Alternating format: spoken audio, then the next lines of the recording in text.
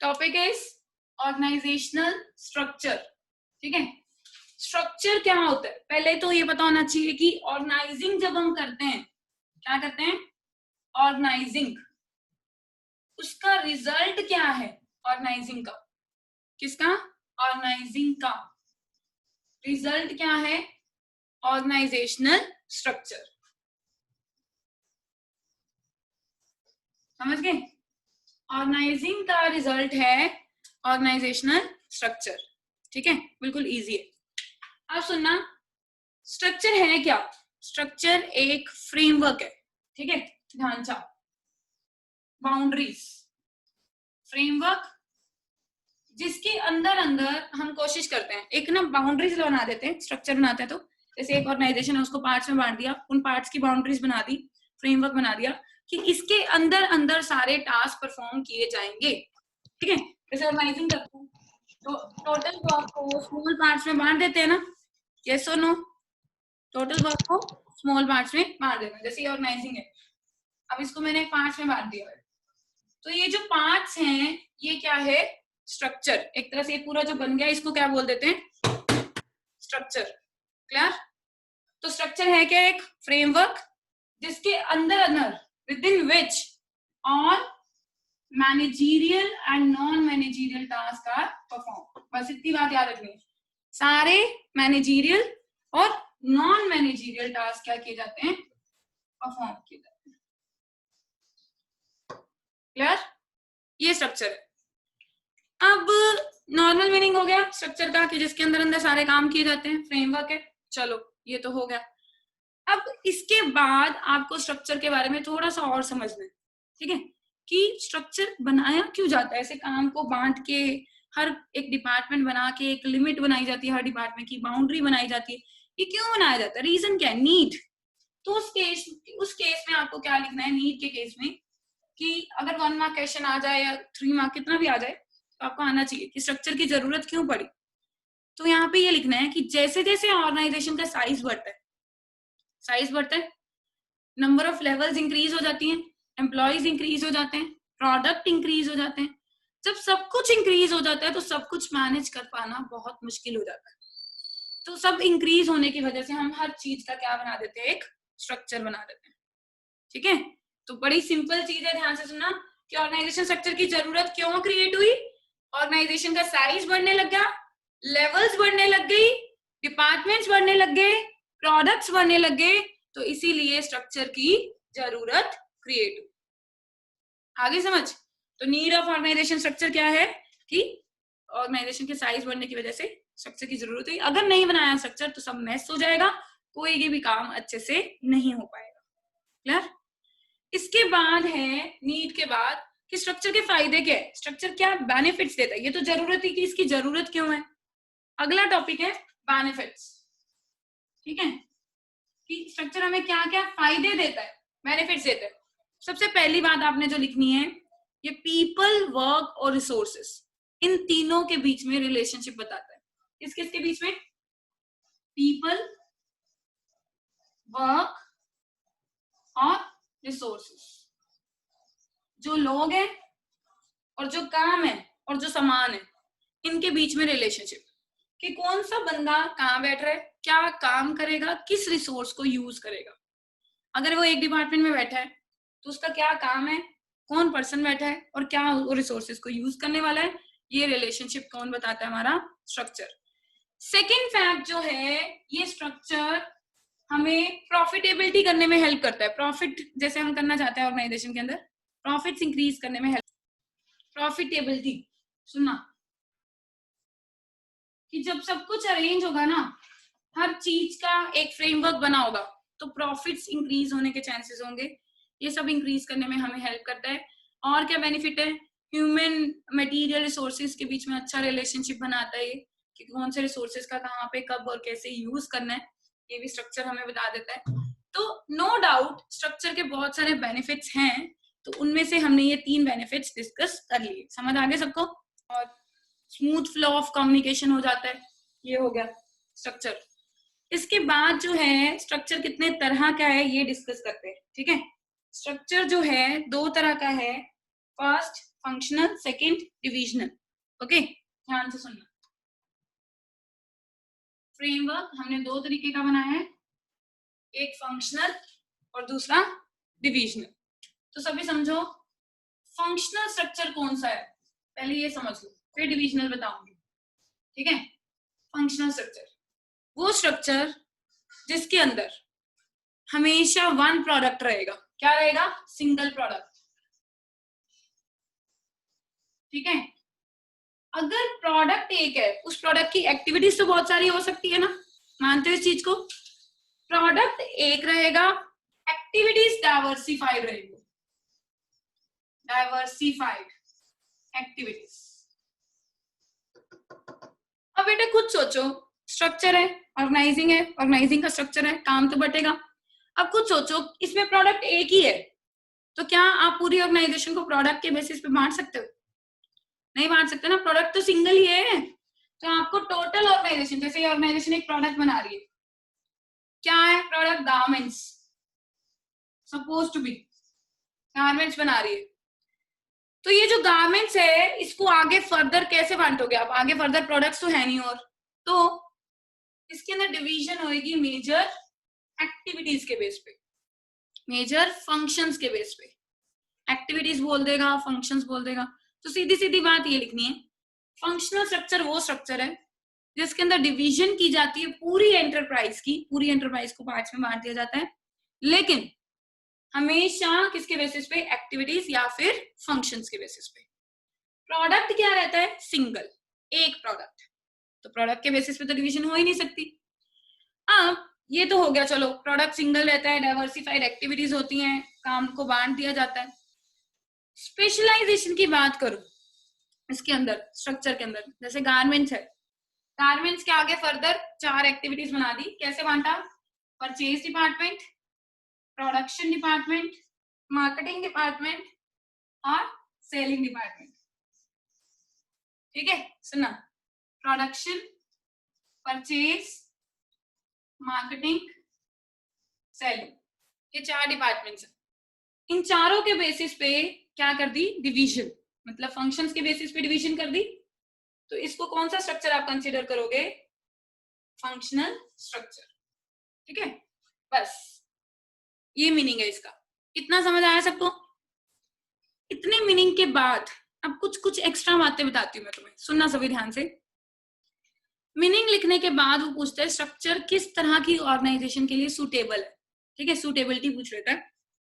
तो सूटेबिलिटी के अंदर आपको मेंशन करना होता है कि जहां पे अगर एक ही प्रोडक्ट हो, जिस ऑर्गेनाइजेशन में सिंगल प्रोडक्ट हो, उसके लिए फंक्शनल स्ट्रक्चर सही है, क्योंकि ज्यादा प्रोडक्ट हुए तो फंक्शनल स्ट्रक्चर कैसे सूटेबल होगा?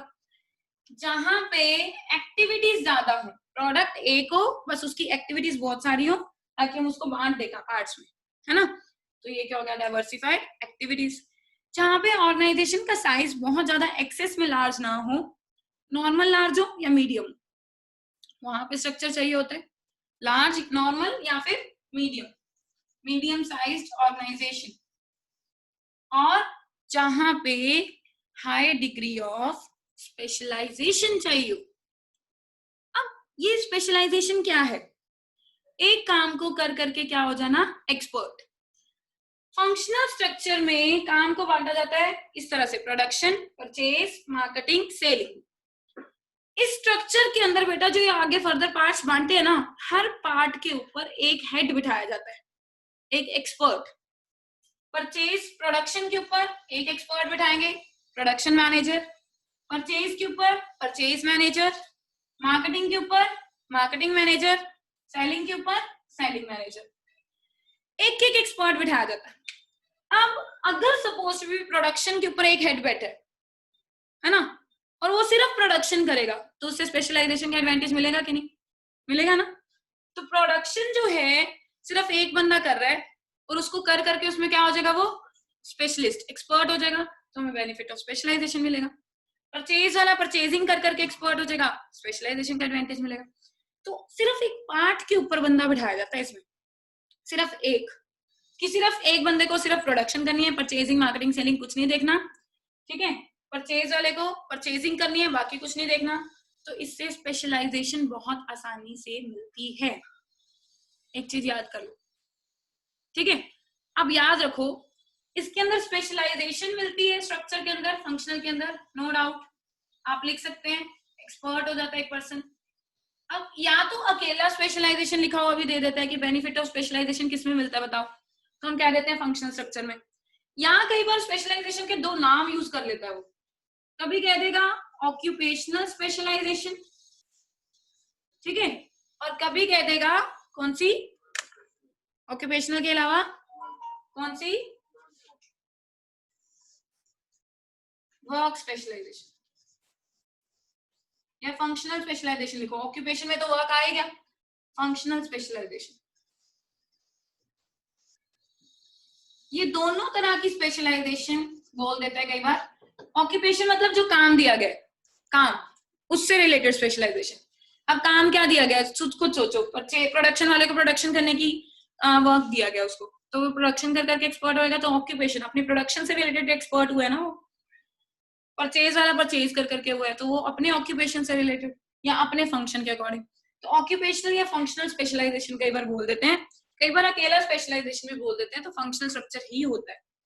इसमें प्रॉब्लम पता क्या है बेटा, फंक्शनल स्ट्रक्चर में सबसे बड़ी प्रॉब्लम कि इसके अंदर हम लोग एक से ज्यादा प्रोडक्ट्स ऐड नहीं कर पाते ना, तो ऑर्गेनाइजेशन की कहीं ना कहीं ग्रोथ रुक जाती है, ग्रोथ नहीं हो पाती। क्या नहीं हो पाती, ग्रोथ। हम क्या नहीं कर पाते, एक से ज्यादा प्रोडक्ट्स ऐड नहीं कर पाते, प्रोडक्ट सिंगल रहेगा। अब एक प्रोडक्ट कितना सेल कर लेंगे हम, जितना मैक्सिमम सेल कर सकते हैं उससे ज्यादा तो और नहीं कर सकते ना, मैक्सिमम लिमिट होएगी उसकी भी कोई, उससे ज्यादा नहीं हो सकता। तो कहीं ना कहीं हम ये कह सकते हैं कि सिंगल प्रोडक्ट होने की वजह से इसके अंदर ग्रोथ होने के चांसेस बहुत रेयर होते हैं। ये फंक्शनल स्ट्रक्चर है। Clear everyone, functional structure. अब अगर मैं बात करूं इसी के अकॉर्डिंग, ठीक है, second structure that is divisional structure. Divisional structure जो है, नाम तो डिवीजन है नो डाउट, पर इसका मतलब ये थोड़ी है कि इसमें डिवीजन होएगी सिर्फ, डिवीजन तो इसमें भी हुई है, देखो काम को बांटा है ना। मीनिंग इसका कैसे लिखना है कि इसके अंदर डिवीजन की जाती है, but on the basis of major products produced by the company. किसके बेसिस पे, जो भी कंपनी मेजर प्रोडक्ट्स प्रोड्यूस करने वाली, मेजर प्रोडक्ट्स, एस लगाया, ये एस किसका काम कर रहा है, एस बताओ, एक से ज्यादा प्रोडक्ट्स का, ठीक है। तो याद रखना क्या, जो डिविजनल स्ट्रक्चर होगा उसमें एक से ज्यादा प्रोडक्ट होंगे, मोर देन वन प्रोडक्ट, ठीक है, एक से ज्यादा प्रोडक्ट। और इन प्रोडक्ट्स के बेसिस पे ही पहली डिवीजन होगी, मेन डिवीजन इन प्रोडक्ट्स के बेसिस पे। इसमें किसके बेसिस पे हुई थी, फंक्शंस के बेसिस पे, प्रोडक्ट एक ही था, फंक्शंस के बेसिस पे पहली डिवीजन जो थी वो हुई थी। इसके अंदर पहली डिवीजन होगी प्रोडक्ट्स के बेसिस पे। पता कैसे, जैसे ये पूरी ऑर्गेनाइजेशन है, इसमें भी ये पूरी ऑर्गेनाइजेशन थी, प्रोडक्ट एक ही बना रही थी तो मैंने गारमेंट्स मैन्युफैक्चरिंग यूनिट लिख दिया। इसमें ये पूरी ऑर्गेनाइजेशन है एबीसी लिमिटेड, उसमें बहुत सारे प्रोडक्ट्स बना रही है, तो मैं एक प्रोडक्ट का नाम नहीं दे सकती ऊपर। फिर जब मैं बांटूंगी काम को, तो अलग अलग क्या बना दिए इन्होंने, प्रोडक्ट। कैसे, पूरी ऑर्गेनाइजेशन में फर्दर 3 पार्ट्स में बांट दिया, और 3 प्रोडक्ट कंपनी बना रही है, major products. Suppose to be 3 कौन कौन से ले लो, एक तो गारमेंट्स ही ले लो, एक आयरन ले लो, आयरन बनाती है, एक कॉस्मेटिक्स ले लो, ये तीनों प्रोडक्ट्स बना रही है एक ही कंपनी। तो इस केस में अब आप लोग क्या कहेंगे बेटा, ये डिविजनल स्ट्रक्चर है, क्योंकि इसमें एक से ज्यादा प्रोडक्ट आ गए, खुद ही देखो, garments, iron, cosmetics, major division, पहली डिवीजन प्रोडक्ट्स के बेसिस पे हुई है। अब इसके अंदर जो हेड बैठेगा वो गारमेंट्स के ऊपर एक हेड बैठेगा, आयरन के ऊपर एक हेड बैठेगा, कॉस्मेटिक्स के ऊपर एक बैठेगा, अलग अलग। इसके अंदर फंक्शंस के ऊपर बैठे थे, इसमें प्रोडक्ट्स के ऊपर हेड बैठेगा। अब एक चीज और समझो बेटा ध्यान से, क्या कि गारमेंट्स के ऊपर जो हमने हेड बिठाया, सपोज मिस्टर ए को सोच लिया हम बिठाएंगे। अब मिस्टर ए को गारमेंट्स का सब कुछ आना चाहिए, मतलब ये मल्टी फंक्शनल काम करे मिस्टर ए। क्या गारमेंट्स की अगर उसको परचेजिंग करनी पड़ जाए तो वो भी कर सके, गारमेंट्स की प्रोडक्शन करनी पड़ जाए तो वो भी कर सके, सेलिंग करनी पड़ जाए तो वो भी कर सके, मार्केटिंग करनी पड़ जाए तो वो भी कर सके। तो मतलब इसके अंदर एक पर्सन क्या करता है, अपने आप को एक प्रोडक्ट से रिलेटेड उसके जितने काम होते हैं, उसके आगे फर्दर जितने फंक्शन होते हैं उसमें एक्सपर्ट होता है। इसको मल्टी फंक्शनल यूनिट बोलते हैं कि एक जो पार्ट बना है ना, इसी पार्ट के अंदर मल्टी फंक्शंस किए जाते हैं। सेल्फ कंटेन्ड होती है ये, सेल्फ कंटेन्ड भी, मतलब ए जो है वो अपने आप में सेल्फ कंटेन्ड है और उसको किसी और की जरूरत नहीं है, वो सारे काम खुद कर सकता है गारमेंट से रिलेटेड। ठीक है, अब आयरन है, आयरन के ऊपर बी बिठा दिया, मिस्टर बी सोचा कि बिठाएंगे, तो मिस्टर बी को आयरन का सारा काम आना चाहिए, परचेजिंग, प्रोडक्शन, मार्केटिंग, सेलिंग, सब। इसी तरह से कॉस्मेटिक्स में। तो अगर मैं बात करूं यहाँ पे स्पेशलाइजेशन की, तो mister A complete garments unit के ऊपर बैठे, तो उसको गारमेंट्स की कंप्लीट नॉलेज होगी, होगी या नहीं, कह सकते हैं ना। तो उसको एक प्रोडक्ट की कंप्लीट नॉलेज है, एक प्रोडक्ट, तो इसको क्या बोलोगे, प्रोडक्ट स्पेशलाइजेशन। क्या बोलोगे बेटा, यहाँ पे था फंक्शनल के अंदर सिंगल प्रोडक्ट, इसके अंदर मेजर प्रोडक्ट, मतलब main more than one product. Okay, इसके अंदर डाइवर्सिफाइड एक्टिविटीज थी, इसके अंदर डाइवर्सिफाइड प्रोडक्ट्स होंगे, इसके अंदर बहुत सारी एक्टिविटीज परफॉर्म करते हैं, इसमें प्रोडक्ट्स होंगे पहले, फिर एक्टिविटीज होंगी और। ठीक है, इसके अंदर नॉर्मल स्पेशलाइजेशन थी या फिर ऑक्यूपेशनल या फंक्शनल, इन तीनों में से कुछ भी आता है। इसके अंदर डिविजनल में आएगा प्रोडक्ट स्पेशलाइजेशन, कि एक पर्सन अपने प्रोडक्ट में स्पेशलिस्ट होता है, एक्सपर्ट होता है। क्या बोलेंगे, प्रोडक्ट स्पेशलाइजेशन। ठीक है, और क्या करोगे, इसके अंदर ग्रोथ नहीं हो सकती थी क्योंकि एक ही प्रोडक्ट है, नया प्रोडक्ट तो ऐड कर ही नहीं सकते। इसके अंदर आराम से ग्रोथ होती है, जितने मर्जी प्रोडक्ट ऐड करो, कुछ नहीं, कोई नहीं रोकता। ठीक है, जितने मर्जी प्रोडक्ट्स की मैन्युफैक्चरिंग करो, आपके पास पैसा होना चाहिए उसकी मैन्युफैक्चरिंग यूनिट सेटअप करने का, आप कर सकते हो। इसके अंदर ग्रोथ बहुत अच्छी होती है। इसके अंदर प्रोडक्ट स्पेशलाइजेशन मिलती है, तो ये मल्टी फंक्शनल यूनिट होती है कि एक ही बंदा मल्टी फंक्शंस करता है बहुत सारे। इसके अंदर एक बंदा एक ही फंक्शन करता है, जैसे एक बंदा हमने प्रोडक्शन के ऊपर रखा तो प्रोडक्शन वाला सिर्फ प्रोडक्शन करेगा। अब ये हो गया हमारा स्ट्रक्चर का नॉर्मल मीनिंग। ठीक है, जिसके बेसिस पे तुम लोग केस स्टडी आइडेंटिफाई कर सकते हो इजीली। ओके, इसके बाद आती है इनकी एडवांटेजेस, डिसएडवांटेजेस। फंक्शनल की अलग है और डिविजनल की अलग है। पहले कर रहे हैं फंक्शनल की एडवांटेजेस, दैट इज मेरिट्स, अच्छी बातें। फंक्शनल की अच्छी बातें क्या है, फंक्शनल स्पेशलाइजेशन। फंक्शनल स्पेशलाइजेशन मिलती है, मतलब एक फंक्शन में एक पर्सन कर करके उसके अंदर एक्सपर्ट हो जाता है। और स्पेशलाइजेशन का मतलब क्या है, प्रोडक्टिविटी ज्यादा करना, कॉस्ट कम लगना। ठीक है, नेक्स्ट पॉइंट है बेटर कंट्रोल एंड कोऑर्डिनेशन।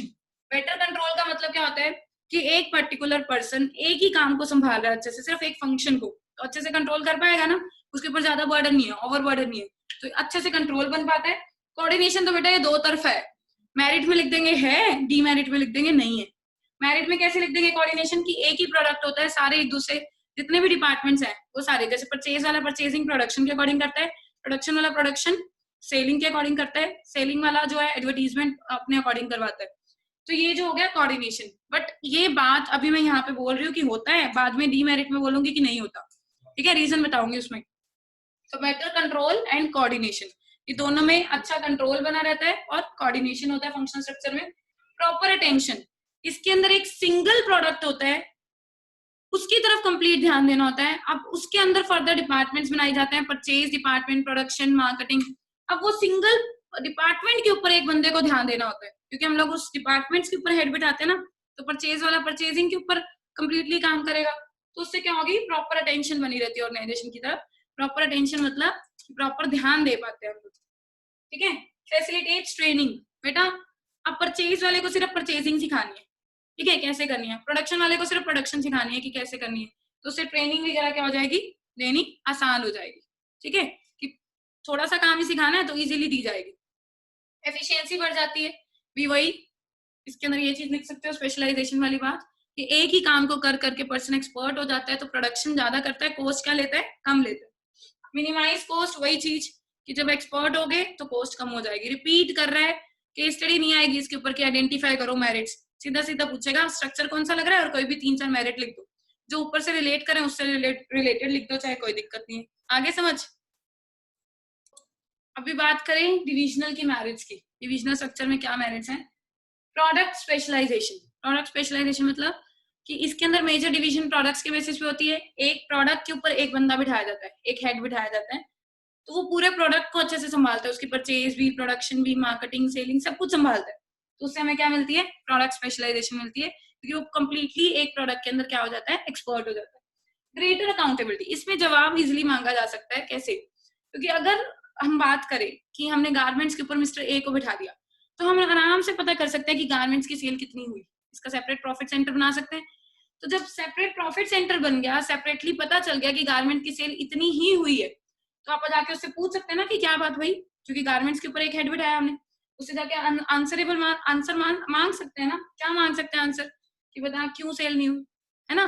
तो रीजन पूछ सकते हैं। तो इसके अंदर आंसरेबिलिटी क्रिएट हो सकती है। अकाउंटेबिलिटी का मतलब होता है आंसरेबिलिटी। तो आंसरेबिलिटी इजिली मांग सकते हैं हम लोग, जवाब मांग सकते हैं कि क्या रीजन रहा होगा।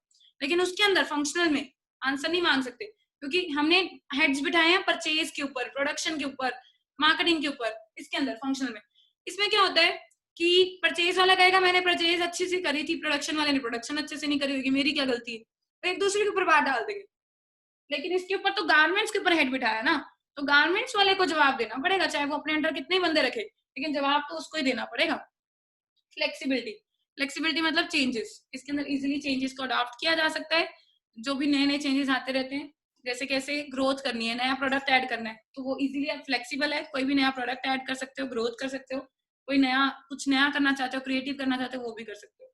Expansion and growth, but obviously जिसके अंदर एक से ज्यादा प्रोडक्ट होंगे वहीं पे एक्सपेंशन हो सकती है ना। एक्सपेंशन कैसे होती है? इसके अंदर नया प्रोडक्ट भी ऐड हो जाता है, नए एम्प्लॉयज भी ऐड हो सकते हैं, डिपार्टमेंट्स भी ऐड हो सकते हैं, सब कुछ ऐड हो सकता है, जिससे ऑर्गेनाइजेशन की धीरे धीरे क्या होती है? ग्रोथ होती है। ठीक है, तो ये डिविजनल स्ट्रक्चर की मैरिट्स होगी, बहुत सिंपल थी ये मैरिट्स होगी। नेक्स्ट में हम लोग नेक्स्ट क्लास में डिविजन इन दोनों की क्या करेंगे? डीमेरिट्स डिस्कस करेंगे। ठीक है।